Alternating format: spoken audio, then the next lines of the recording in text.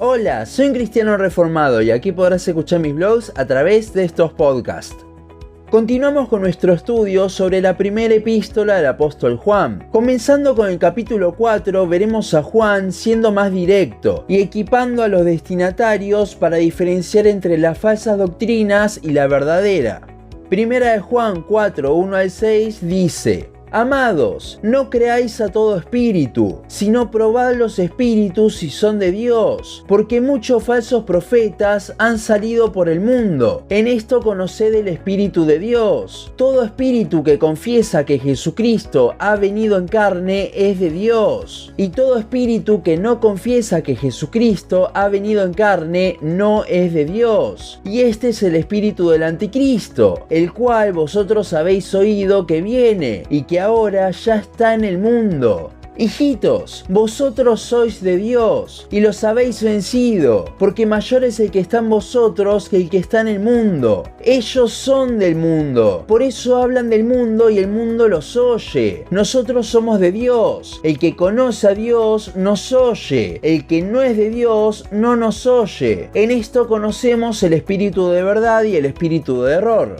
El capítulo 3 terminaba hablando de la seguridad de salvación que tenemos, ya que tenemos al Espíritu Santo, el cual, como dice Efesios 1:14, es nuestra garantía. Pero a pesar de esto, los falsos maestros también decían tener al Espíritu. Es en este contexto que está nuestro pasaje de hoy. Aquí Juan les advierte que no todo el que dice hablar en nombre de Dios efectivamente lo hace, versículo 1, sino que debemos tener cuidado, ya que en el último tiempo han salido muchos falsos maestros o pseudo profetas, como sería su traducción literal, que, a diferencia de lo que afirman, en lugar de que lo que hablan sea de Dios, es del mundo. Es por esto que debemos examinar, como los de Berea, a ver si lo que dicen es bíblico o no. A continuación, Juan nos dará dos formas de identificar a estos falsos maestros. La primera forma la encontramos en los versículos 2 y 3, la cual es mucho más aplicable al contexto de la carta. Recordemos un poco.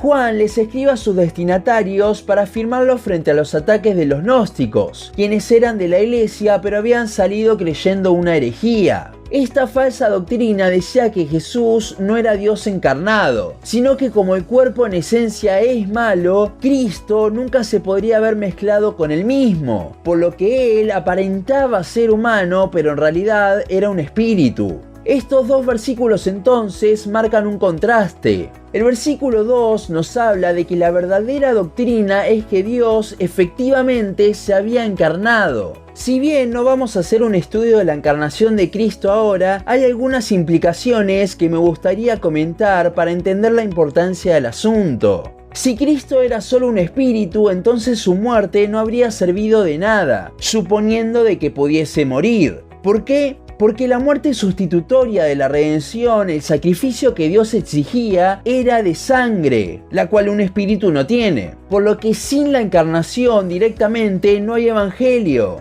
Tampoco, si Cristo no era humano, se hubiese podido identificar como uno, por lo que no solo su muerte no era válida, sino tampoco su vida cumpliendo la ley.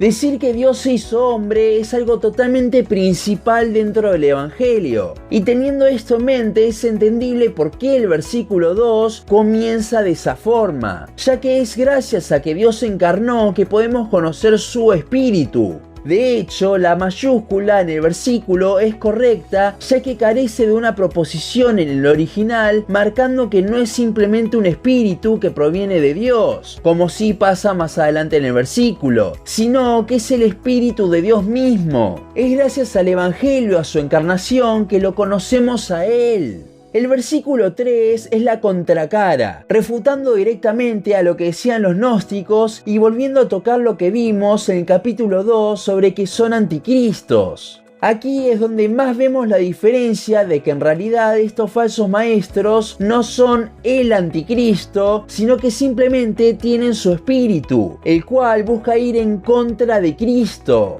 Como vimos en el capítulo del podcast del capítulo 2 del libro, el verdadero anticristo no solo intentará ir en contra, sino que también buscará ocupar su lugar. Negar la encarnación de Cristo es simplemente negar el Evangelio, por lo que es imposible de que eso venga de Dios, y si no viene de Él, viene del mundo mismo.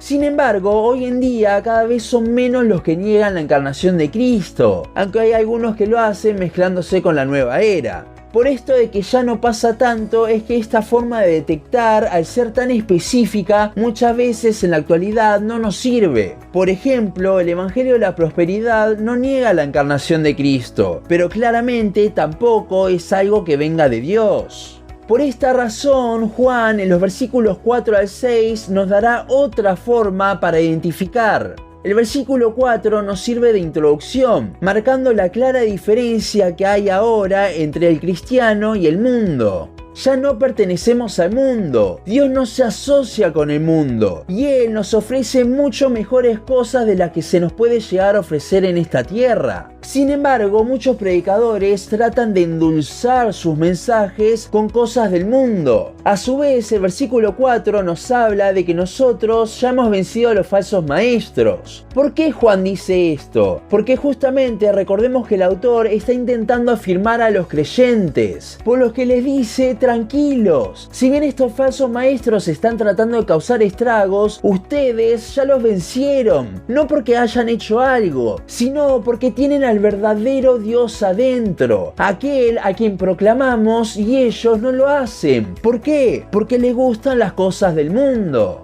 Volviendo al ejemplo del Evangelio de la Prosperidad, ellos tratan de endulzar, entre comillas, prometiendo bienes materiales. Pero Juan nos dice que no, mejor que el mundo es Dios mismo, por lo que solo escucharán con agrado esos mensajes personas que aprecien más esas posesiones que al Señor. Esto no significa que todas las personas que estén en iglesias de la prosperidad no son creyentes. No está hablando de eso el pasaje. Esas personas pueden estar confundidas, sino que habla de que ese tipo de predicaciones al mundo les va a gustar igualmente. En el tiempo de Juan, los gnósticos anunciaban que se podía vivir en pecado sin problema, y eso claramente al mundo le encantaba. En la actualidad podemos ver autoayuda, charlas motivacionales, negocios, ser tu mejor yo, tener poder, etc. Y claramente todo eso le va a gustar al mundo. Pero el verdadero evangelio que nos llama a negarnos a nosotros mismos, a renunciar a todo, eso no les va a gustar. ¿Por qué? Por lo que hablamos antes. Ellos no pueden ver el tesoro que es Dios mismo.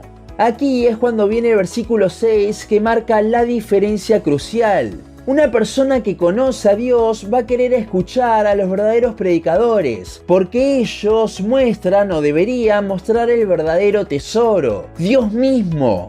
Mientras el mundo está enfocado en sus ídolos y los falsos maestros, al predicar de los mismos, se hacen más famosos, los verdaderos cristianos solo lo queremos a nuestro Señor, por lo que le buscaremos a Él y personas que lo proclamen. La verdadera doctrina o el espíritu de verdad, como lo llama el pasaje, y la falsa doctrina o el espíritu de error se diferencian en aquello que tienen como tesoro. Y esto repercute en qué personas la siguen, ya que donde esté vuestro tesoro, allí estará también vuestro corazón. Mateo 6:21.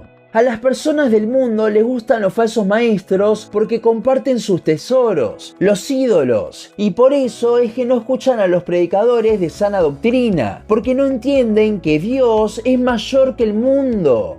Si queremos detectar a los falsos maestros, debemos ver en qué se centran los predicadores, ya que la verdadera doctrina se centra en Cristo. Y para hacer esto debemos ser de vuelta como los de Berea, quienes cada cosa que escuchaban la verificaban con la palabra. Esto lo vemos en Hechos 17. Y tristemente esto se ha perdido mucho en el último tiempo.